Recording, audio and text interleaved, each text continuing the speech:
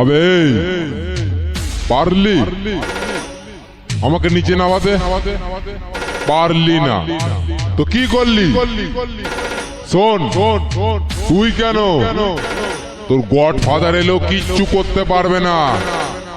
শুনে রাখ, বস যখন যেটা চাইবে তখনই সেটা করবে।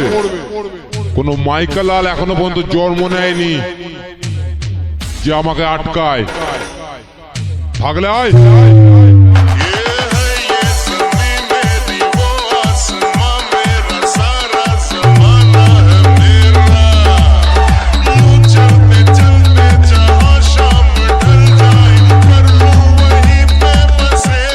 কদিন ধরে গুরুদেব আমায় স্বপ্নে দেখা দিচ্ছে, বলছেন আয় আয় আমার আশ্রমে আয়।